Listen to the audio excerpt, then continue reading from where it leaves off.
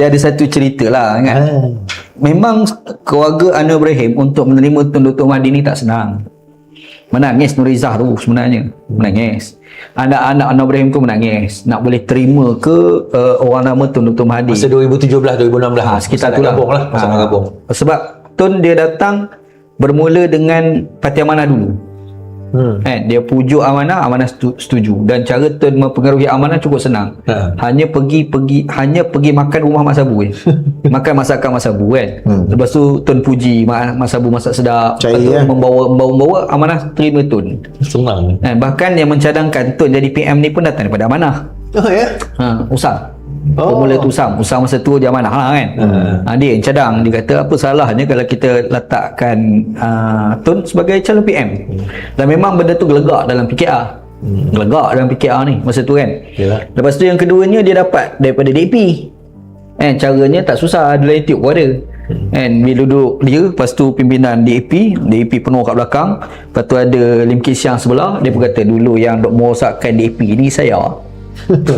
Senang Angin tu goreng. Kita pun Tun ni luar biasa dia punya kering kan. Dia ludah tu ngakak-ngakak dia boleh jilat macam tu. Punya canggih tu dan mengagumkan. Demi untuk whatever objektif dia lah. Sampai tahap itu. Jadi saya ingat pada masa tu yang susah nak terima ni adalah PKR, dan bermula daripada dua orang lah sebenarnya, Nur Izzah dan juga Kak Wan Azizah. Ya, betul. Gila cerita ni susahnya nak terima. Tapi ada 2-3 kes yang menyebabkan kena terima. Yang pertama, tekanan daripada pihak Amanah dan juga DAP lah terhadap PKR supaya kena terima. Tambah pula Kak Wan ni ketua Pakatan Harapan pada masa tu kan. Betul. Lepas tu berlaku convention Pakatan Harapan yang pertama dekat ADCC Shah Alam. Saya pergi sebab saya diminta untuk tulis speech Kak Wan. Saya pergilah. Tengok tulis speech Kak Wan ni. Masa tu. Jangan samakan dengan sekarang. Macam kita sebut pejuang kan. Pada masa tu kan. Saya ingat masa tu. Jadi kita tulis speech lah. Speech Nurul pun saya buat pada masa tu. Jadi speech Nurul berucap lah masa tu. Dia berucap. Sebab pimpinan kena berucap. Oh, dia pimpinan je lah. Dia tapi ucapan main-main dia tulis skrip untuk presiden. Okey. Lepas tu dengan Izzah sekali kan. Okey, lepas tu Faizal ni kita kena bagi kredit. Bukan senang. nak cara kredit punya sindi aku. Rumah aku ada bilik kosong. Cara bagi kredit punya sindi aku. Dan sindi tak apa macam nak bunuh aku. Okey, sama. Senok minum ni. Lepas tu bila sebab kawan suruh hadir lah dalam program tu, saya pergilah. Masa kita duduk berjalan-jalan tu, tiba-tiba masa tu kawan telefon. Dan sebenarnya saya tak tengok tentatif. Saya tahu pergi tulis, lepas tu duduk dengar melangot. Sebab saya ingat pada masa tu Nizam mai jumpa. Dia tanyalah, sebab Amanah masa tu ada polemik sikit, terutama Amanah Perak. Dia tanya saya, apa pandangan Ustaz? Tak apalah isu Perak tu, isu Amanah tu.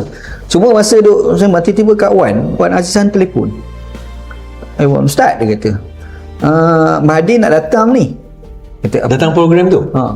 Saya tak tahu dalam tentatif tu tak ada Mahathir. Lepas tu saya tak terfikir pula yang Mahathir ni bukan entiti Pakatan Harapan lagi. Belum diterima lagi tau.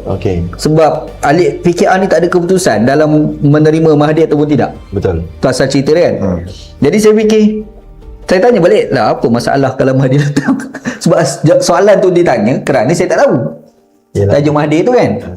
Kawan kata, Ustaz, Mahathir ni iyalah apa masalah Mahathir tu kan. Biarlah apa masalah dia. Kalau dia tak datang jadi macam mana, tak datang kalau dia datang jadi macam mana, tak datang jadi macam mana. Kan? Saya hanya fikir politik pada masa tu kan. Saya fikir naratif macam mana nak pergi tajuk ni. Cuma kawan ni last sekali dia kata, tak ada macam ni lah Ustaz. Ada dalil tak?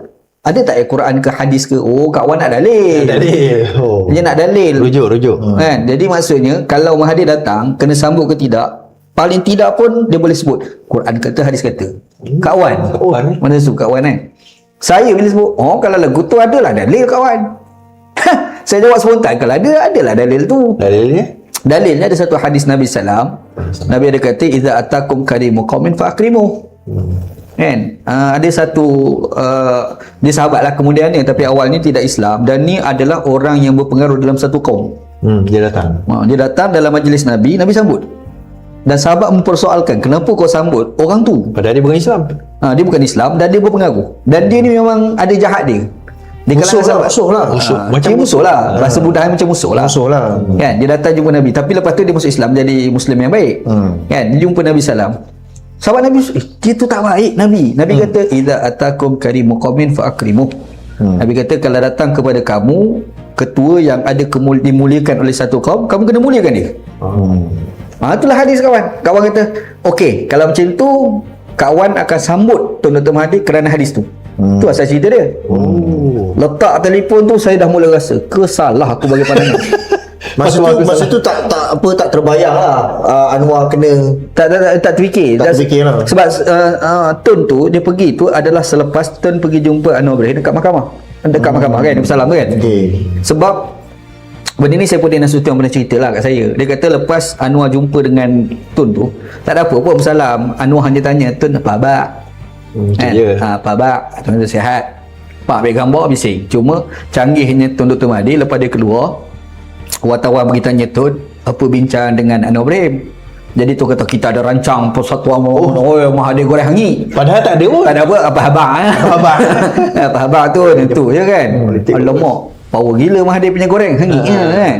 Nak cerita tu asal kejadian tu berlaku. Tapi lepas pasal tu ada kes, ada isu melibatkan family Anwar Ibrahim susah nak terima Mahathir.